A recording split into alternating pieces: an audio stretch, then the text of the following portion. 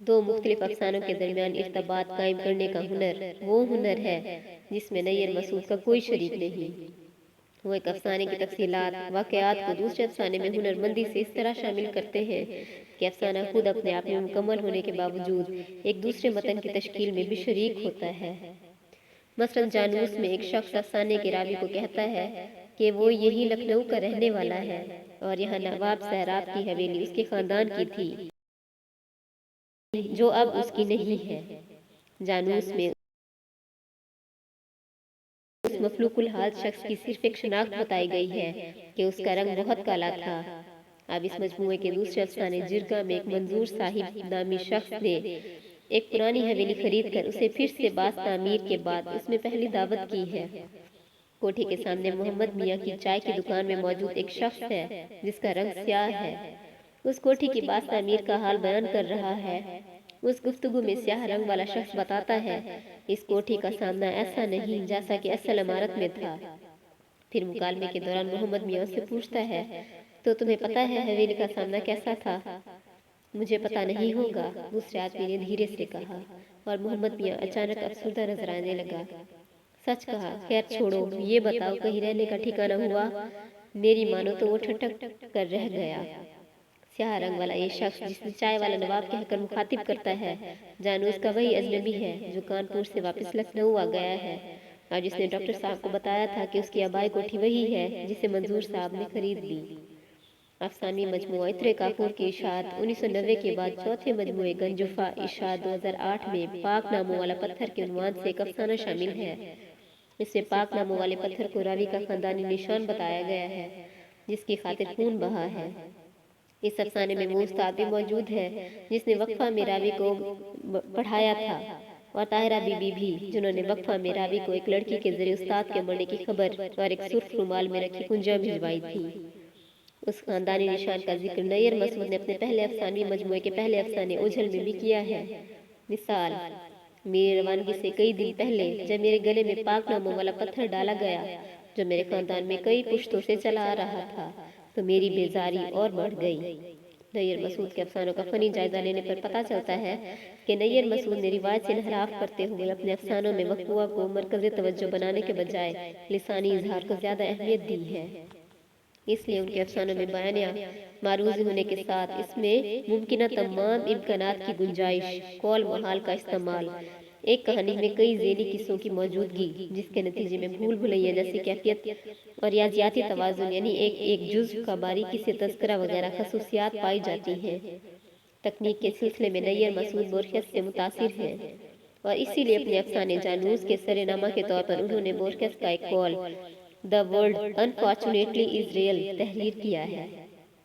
نیر مسعود کے افسانوں میں جا بجا میجیکل ریئلزم کی جھلک بھی ملتی ہے اور قاری جب ان کے افسانوں کا مطالعہ کرتا ہے تو اسے محسوس ہوتا ہے کہ وہ کسی عجوبے، کسی جادوئی دنیا میں پہنچ گیا ہے یا خوابوں کی دنیا میں سیر کر رہا ہے جہاں کشش بھی ہے، خوف کا عنصر بھی ہے اور زندگی اور مناظر کے کئی معنی دیتے اشارے بھی۔ میجیکل ریئلزم کی کار فرمائی نیر مسعود کے افسانوں کے مندرجہ ذیل اقتباسات میں دیکھے جا سکتے ہیں۔ نمبر 1، دھوپ میں تیزی آ گئی تھی اور اب کچی سڑک کے آثار بھی ختم ہو گئے تھے، البتہ گرد آلود پتیوں والے درختوں کی دو رویہ مگر ٹیڑھی میڑھی قطاروں کے درمیان اس کا تصور کیا جا سکتا تھا، لیکن اچانک یہ قطاریں اس طرح منتشر ہوئی کہ سڑک ہاتھ کے پھیلے ہوئے پنجے کی طرح 5 طرف اشارہ کر کے رہ گئی۔ یہاں پہنچ کر میں تذبذب میں پڑ گیا۔ مجھے گھر سے نکلے ہوئے بہت دیر نہیں ہوئی تھی اور مجھے یقین تھا کہ میں اپنے محلے سے بہت دور نہیں ہوں، پھر بھی میں نے وہاں پر ٹھہر کر واپسی کا راستہ یاد کرنے کی کوشش کی۔ میں نے پیچھے مڑ کر دیکھا، گرد آلود پتیوں والے درخت اونچی نیچی زمین پر ہر طرف تھے۔ میں نے ان کی قطاروں کے درمیان سڑک کا تصور کیا تھا، لیکن وہ قطاریں بھی شاید میرے تصور کی پیداوار تھیں، اس لیے کہ اب ان کا کہیں پتہ نہ تھا۔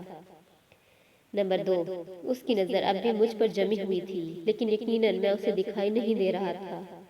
نمبر 3، اگلے موڑ پر اس کی ایک ہلکی سی جھلک دکھائی دی، اس کے بعد درختوں اور ٹیلوں کے درمیان وہ بار بار نظر آتا اور غائب ہوتا رہا، اور اب ہر جھلک کے ساتھ اس کی شائستگی نمایاں ہو رہی تھی اور ہر جھلک کے ساتھ اس کی کہنگی دور ہو رہی تھی۔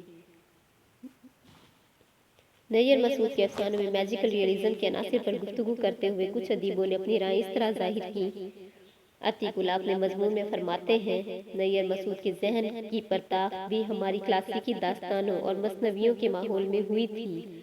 اسی باعث قدیم سے رشتہ جوڑ کر جدید کی مانوسیت کو انہوں نے نامانوسیت میں بدلنے کی صحیح کی ہے۔ جس ماحول اور باغ کو انہوں نے پیش کیا ہے، وہ کتاب سے حاصل کردہ تجربے کے طور پر ان کے ذہن کے اندر اور بہت اندر تہ نشست ہے، جس نے اب محض ایک اسرار اور ایک گمشدہ خزانے کی صورت اختیار کر لی ہے۔ یہی وجہ ہے کہ نیر مسعود کے اکثر افسانوں میں ایک گمشدہ تہذیبی اور طلسمی سیاق و سباق ایک ڈرانے خواب میں بدل جاتا ہے۔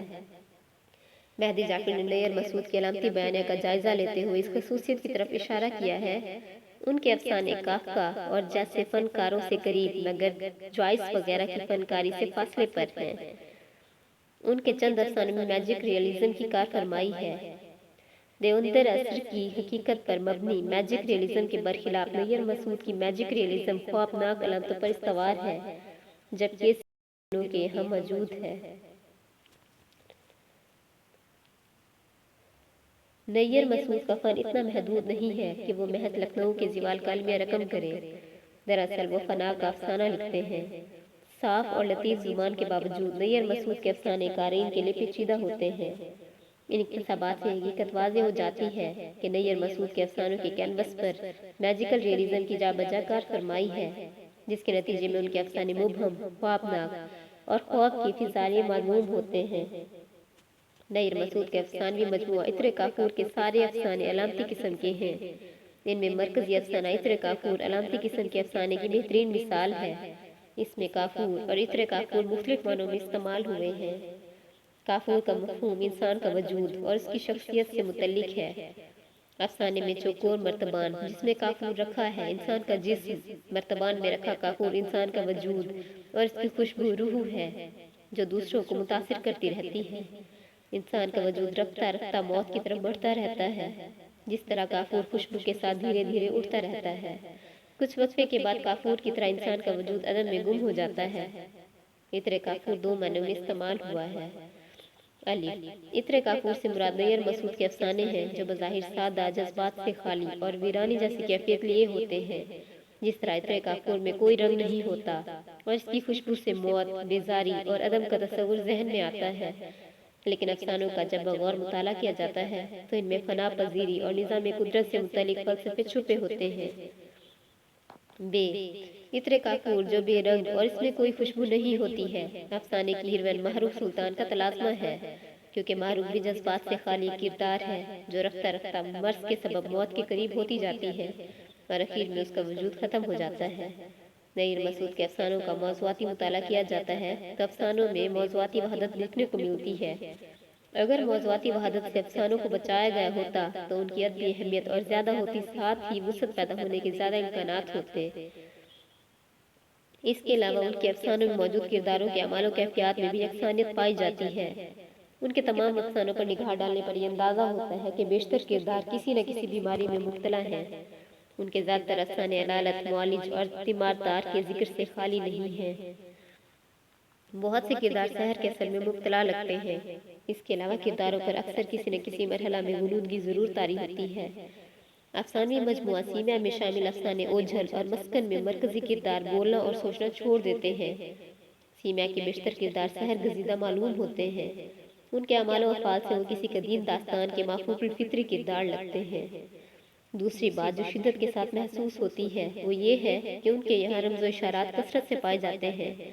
نتیجتاً افسانوں کے معنوی اور موضوعاتی پہلو بآسانی سامنے نہیں آتے، لیکن اس کا مطلب یہ نہیں کہ ان کے افسانے معنی سے خالی ہیں، بلکہ ان میں معنی کا ایک جہان آباد ہے جہاں تک رسائی کے لیے ظرف بینی درکار ہوتی ہے۔